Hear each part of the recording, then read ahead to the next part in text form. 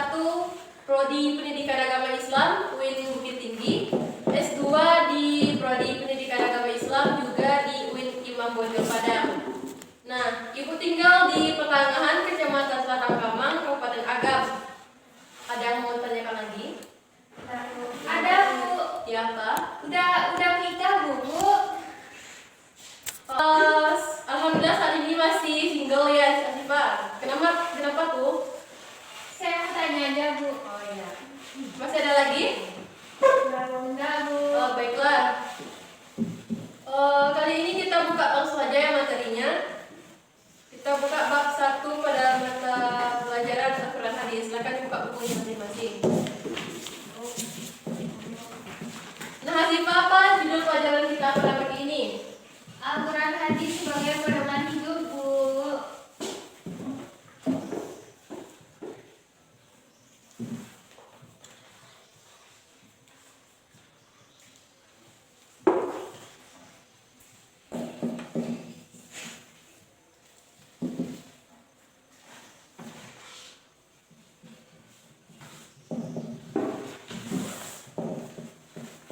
Ada yang tahu apa itu pedoman hidup?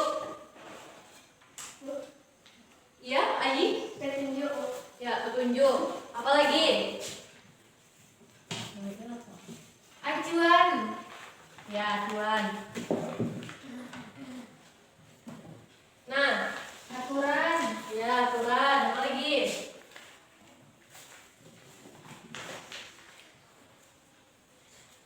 Ya, betul yang dikatakan Anda semua tadi. Pedoman hidup itu merupakan petunjuk acuan atau aturan dalam kita menjalani hidup di dunia ataupun di akhirat nanti.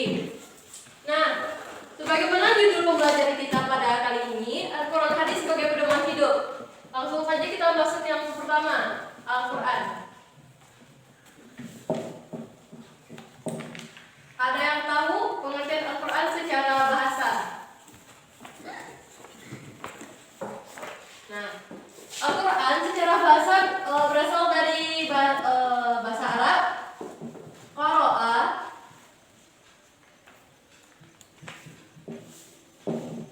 yaqra'u, Qur'anan.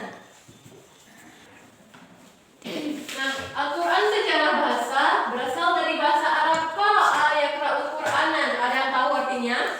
Bacaan. Ya. Bu. Ya, bacaan.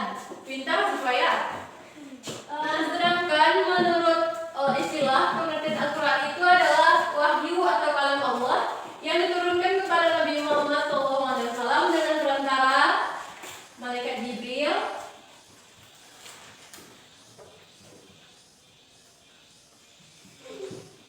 secara berangsur-angsur.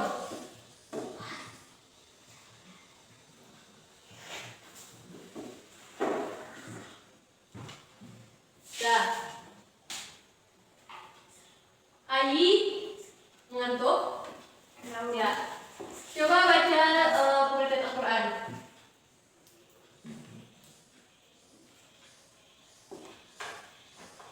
Al-Quran menurut bahasa adalah bacaan dan menurut istilah adalah wahyu atau kalam Allah yang diturunkan kepada Nabi Muhammad SAW dengan perantara malaikat Jibril atau secara berangsur-angsur. Ya. Dari pengertian Al-Quran ini ada yang mau tanya?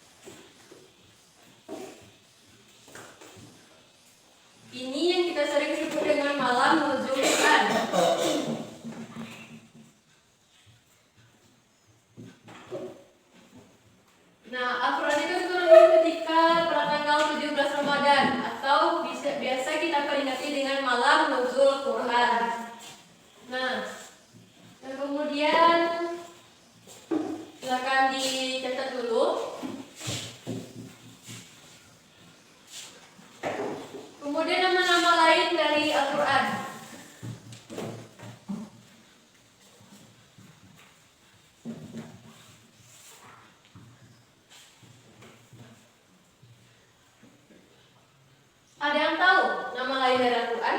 Ada, Bu. Ya. Silakan angkat tangan.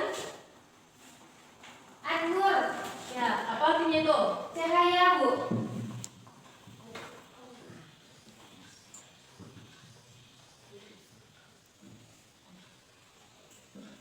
Yang selanjutnya ada yang tahu?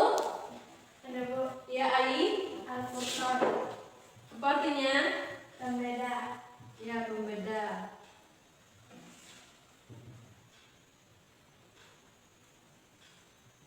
Ada lagi? Ada, Bu. Ya, Keke. Asyifa. Ya, Asyifa. Apa artinya itu? Penyembuh. Ya, penyembuh, penawar atau obat.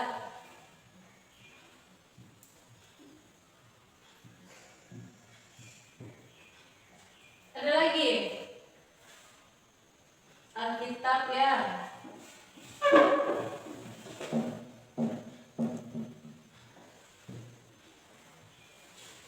Nah, sebenarnya banyak lagi dari nama-nama lain dari Al-Quran, tapi yang kita pelajari kurasa hanya cuma 5 ini. Untuk nama-nama lain dari Al-Quran ada yang ingin ditanyakan? Saya, Bu. Ya, silakan Syifa. Alkitab itu ada artinya, Bu. Oh, ada. Kalau Alkitab itu artinya kitab. Kitab ya. Ada lagi? Enggak, Bu. Kita lanjut aja di sini ya.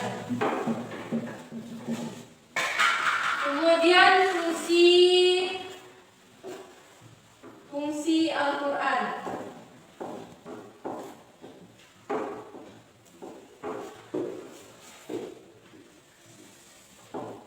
Fungsi Al-Quran. Ada yang tahu fungsi Al-Quran? Fungsi Al-Quran yang pertama itu sebagai pedoman hidup.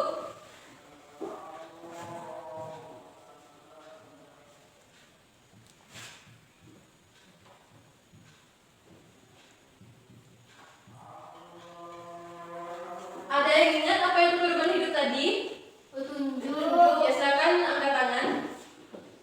Dari yang laki-laki mana nih suaranya? Iya, Petunjuk. iya petunjuk. Apa lagi?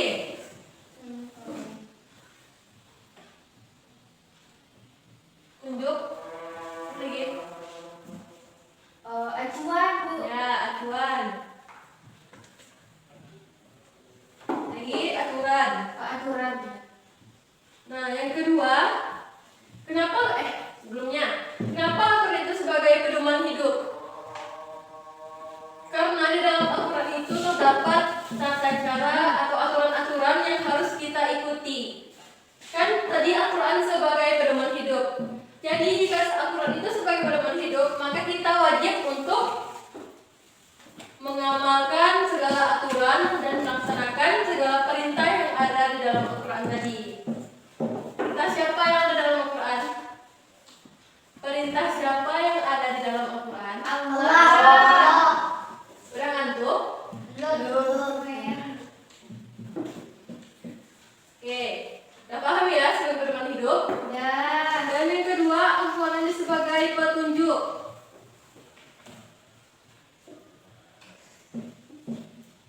Ada yang masih ragu arti atau makna Al-Quran sebagai petunjuk? Udah, Bu. Udah paham. Udah paham? Udah.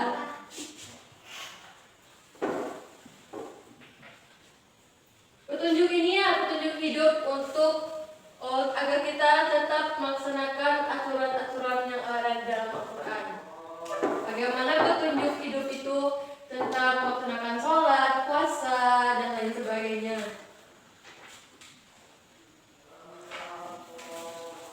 Dan yang ketiga, Al-Quran itu sebagai sumber ajaran.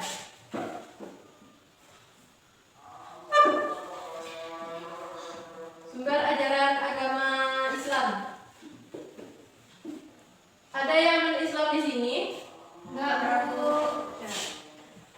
Oke, ketua kelas siapa nih? Tolong dihapuskan. Safa, Bu. Oke, Safa tolong hapus. Sebelumnya nih udah cetak? Udah, Bu. Ya. Safa mau menolong?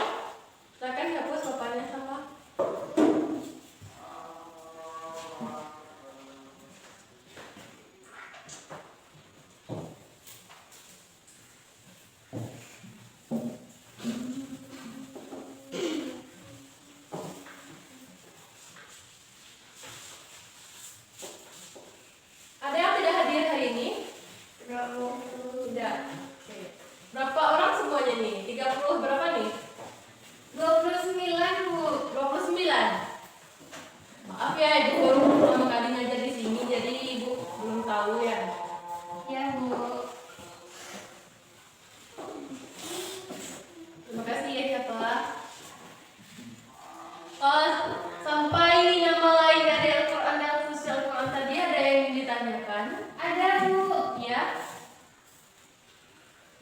Bisa Ibu contohin, Bu? Kayak apa contoh ayatnya yang tentang Al-Huda itu, Bu? Oke, Al-Huda ya. Kan nama lain dari Al-Quran tadi ada Al-Huda. Apa artinya, Hanifah? Petunjuk, Bu. Ya, bentar. Al-Huda artinya petunjuk. Contoh ayatnya dalam Quran surat Al-Baqarah. Yang mau mencatat silakan catat ya. Ya, Bu. Ayat kedua.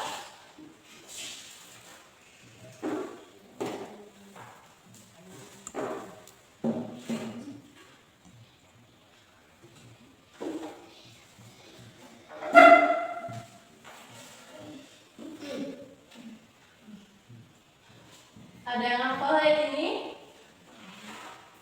Ya, Bu.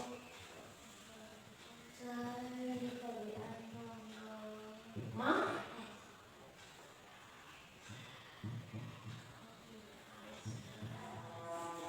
Nah, untuk Al-Huda, petunjuk terdapat pada Quran surat Al-Baqarah ayat kedua. Bismillahirrahmanirrahim. Ada yang ingin membacakan ayat ini? Ya, silakan Ai. Bismillahirrahmanirrahim. Zalikal kitabul la raiba fihi hudan lil muttaqin. Ya, ini ayat kedua. Artinya, ini kitab yang tidak ada keraguan di dalamnya. Petunjuk, nah ini huda nih. Artinya petunjuk tadi. Petunjuk bagi orang-orang yang bertakwa.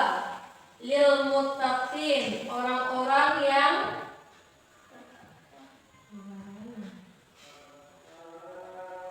bertakwa. Ini mufradatnya ya. Fihi, padanya. Padanya siapa? Pada Al-Quran itu. Padanya Al-Quran. Jangan lupa dicatat ya. Zalika itu Alkitab Kisah. Ini juga nama lain dari Al-Quran tadi kan? Alkitab.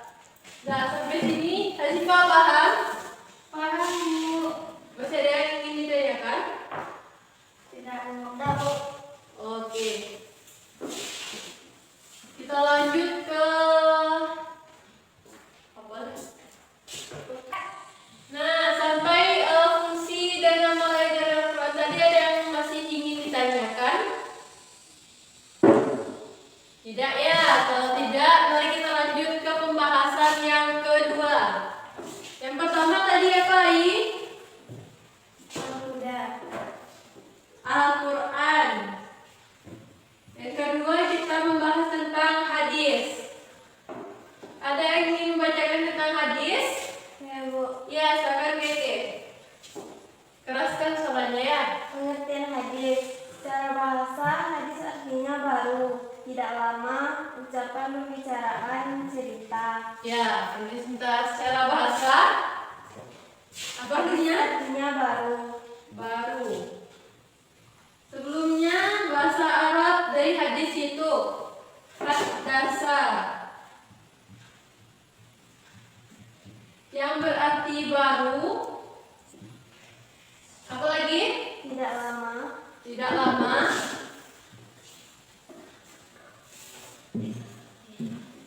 Ucapan, pembicaraan. Ucapan ataupun pembicaraan.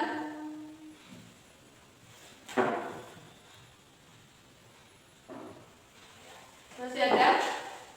Nah, lanjut.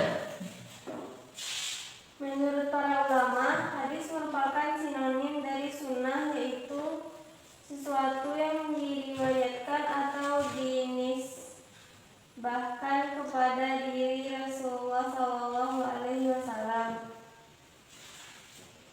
baik berupa perkataan, perbuatan, dan penetapan. Nah, secara istilah sebagaimana yang dibacakan oleh Kiki tadi, secara istilah hadis yaitu segala perkataan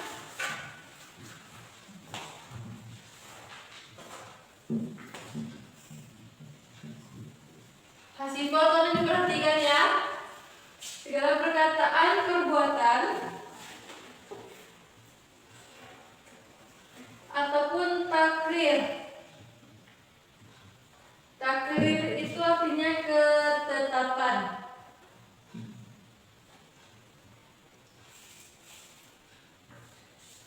Segala perkataan, perbuatan atau takrir Nabi Muhammad SAW.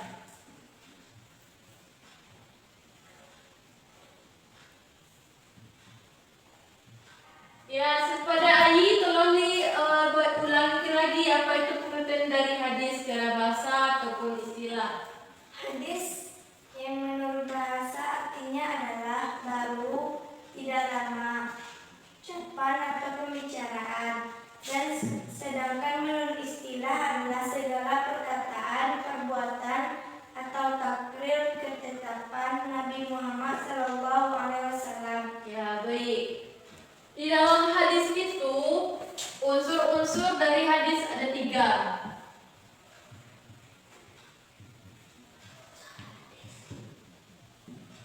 Ada yang tahu? Yang pertama sanad, matan, dan rawi. Baik, kita lanjut ke contoh hadis.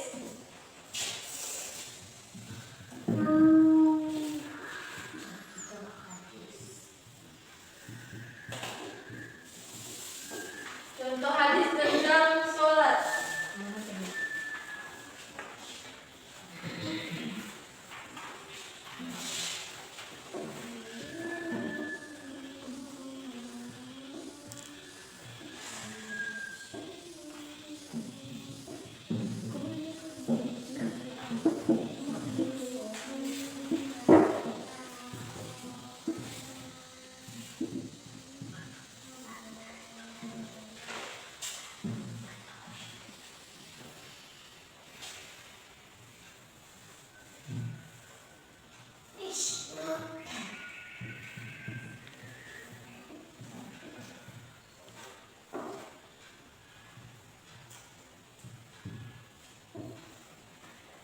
Hadis shollu kama ra'aitumuni usolli.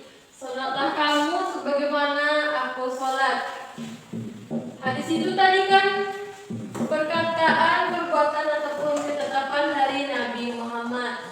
Nah, ini contoh dari hadisnya. Unsur hadis itu sebenarnya ada 3.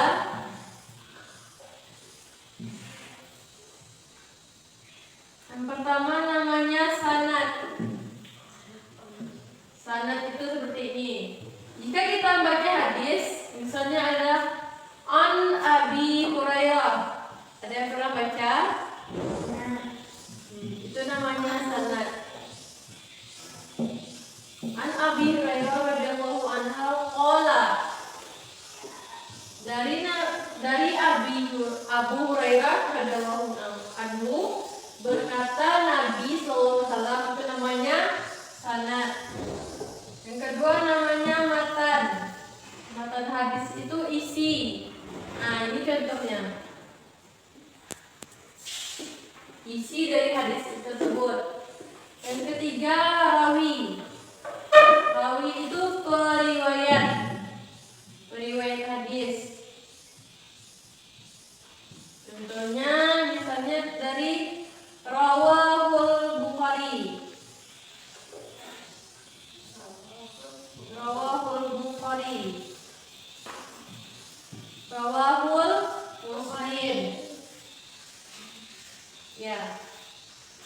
Ada pertanyaan sampai di sini tentang hadis? Nah, ini semua sudah dicatat ya? Nah, kita masuk ke pembahasan terakhir tentang fungsi hadis dalam Al-Quran.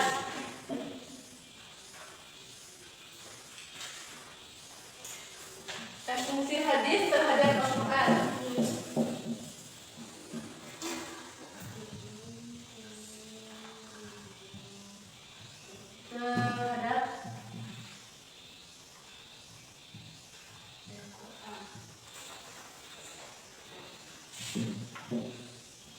Yang pertama,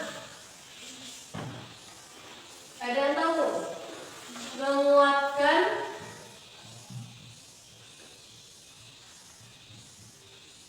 atau mengukuhkan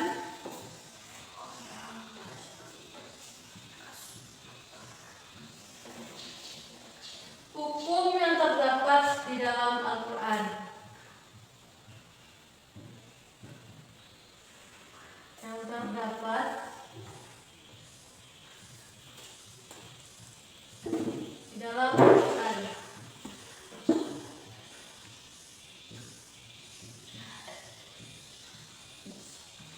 Yang kedua, sebagai memerinci ayat-ayat yang masih bersifat global.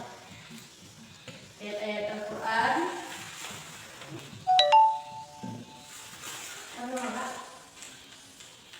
yang masih bersifat global. Global ini apa artinya nih? Yang masih umum.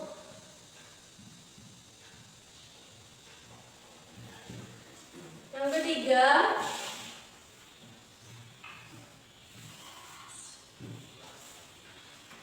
membatasi keumuman Al-Quran.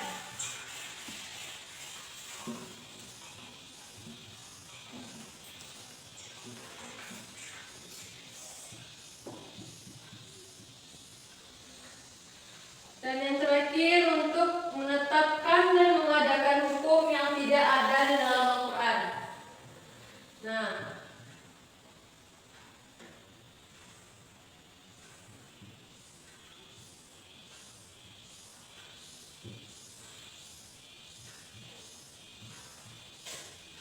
dalam Al-Quran. Ini 4 fungsi hadis terhadap Al-Quran. Yang pertama, menguatkan atau mengukuhkan hukum yang terdapat di dalam Al-Quran. Yang kedua, apa Ai? Merinci ayat Al-Quran yang masih bersifat global atau umum. Nah, yang ketiga, Sifah. Membatasi keumuman Al-Quran. Nah, yang keempat, menetapkan hukum yang tidak ada dalam Al-Quran. Baik, fungsi hadis terhadap Al-Quran masih ada yang ditanyakan? Ada, Bu. Ya, silakan Sifah. Apa maksudnya merinci Al-Quran yang masih bersifat global, Bu? Merinci ayat Al-Quran ya, bukan Al-Quran. Ya. Merinci ayat Al-Quran yang masih bersifat global. Misalnya di dalam Al-Quran itu ada nggak perintah untuk atau cara melaksanakan sholat? Ada nggak di dalam Al-Quran itu? Ada. Coba tunjukkan ayat berapa tentang perintah atau tata cara. Maksud ibu tentang tata cara melaksanakan sholat. Bagaimana cara takbir, ruku, ada. Nah, kan itu masih ayatnya masih global kan, umum. Nah, dengan hadis tersebutlah ini jelaskan, sholatlah kamu sebagaimana aku melaksanakan sholat, kata Nabi. Bagaimana Nabi sholat? Nah, nanti ada hadisnya ya. Sifat sudah paham? Ya, Bu. Nah, masih ada lagi yang ditanyakan? Sudah. Kalau tidak, kita akan tutup pelajaran kita pada pagi hari ini. Sama, masih ada yang tanyakan? Tidak. Oke. Ada yang tidak hadir hari ini? Tidak, Bu. Nah, sekian pembelajaran kita hari ini. Ada pertanyaan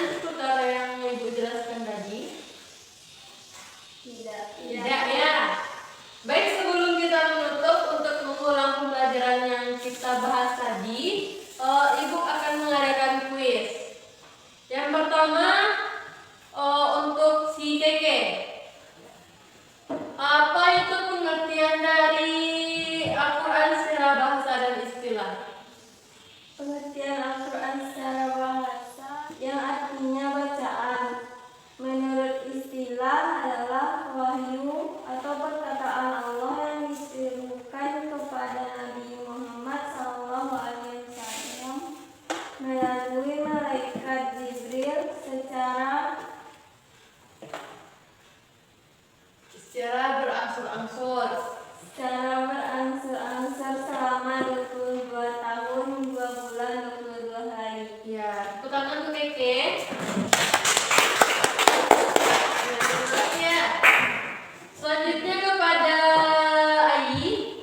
Apa itu nama lain dari Al-Quran? Sebutkan 2 saja. 2 nama lain dari Al-Quran yaitu yang pertama Al-Furqan artinya pembeda dan yang kedua Asyifa artinya obat atau penawar. Ya, pintar kali ya. Dan yang terakhir, kuis terakhir kita serahkan kepada saudari siapa ya? Asifah. Sebutkan pengertian hadis dan fungsi hadis terhadap Al-Quran. Pengertian hadis secara bahasa hadasa yang artinya tidak lama ucapan ataupun pembicaraan. Kemudian secara istilah yaitu perkataan, perbuatan ataupun takrir ketetapan Nabi Muhammad SAW. Kalau fungsi hadis yaitu merinci ayat Al-Quran yang bersifat global atau umum, kemudian membatasi keumuman dari Al-Quran. Udah Bu? Udah. Oke, pintar ya. Tepuk tangan untuk Ria. Dan saya rasa itulah pembelajaran kita pada hari ini. Mohon maaf apabila ada salah kata atau perbuatan. Kita akhiri dengan membaca doa. Silakan